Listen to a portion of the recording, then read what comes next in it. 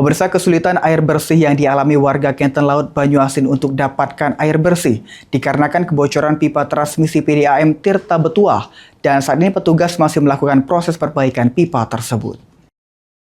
Selamat siang, Pak. Ini kondisi sekarang, Pak. Masyarakat Kenten Laut Kabupaten Banyuasin saat ini tengah mengalami kesulitan air bersih.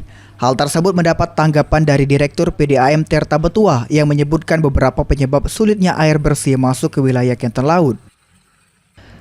Hendra Gunawan, Direktur PDAM Tirta Betuah mengatakan, instalasi pengolahan air yang berada di Merah Mata memiliki pipa transmisi sepanjang 12/6 km yang mendistribusikan air ke Kenten Laut mengalami kebocoran di beberapa titik, sehingga membuat pendistribusian air mengalami penurunan dari 40 liter per detik menjadi 23 liter per detik. Penurunan ini hanya mampu melayani 4/800 pelanggan dari 6/600 pelanggan yang terpasang. Saat ini sudah dilakukan optimalisasi perpipaan yang dilakukan oleh dinas terkait, bahwa dari pipa-pipa tersebut akan dilakukan pergantian-pergantian di spot-spot yang mengalami kebocoran. Nah, dengan terjadinya pekerjaan ini, mungkin ke depan pelayanan akan bisa lebih baik lagi dan akan bisa normal seperti biasanya.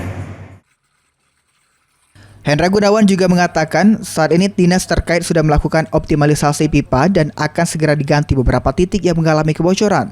Serta PDAM Tirta Betuah juga telah melakukan upaya tindak cepat menangani kebocoran pipa transmisi dan distribusi, serta melakukan perbaikan pada pompa transfer yang akan diganti menjadi 60 liter per detik. Ridho Ilahi, PAU TV.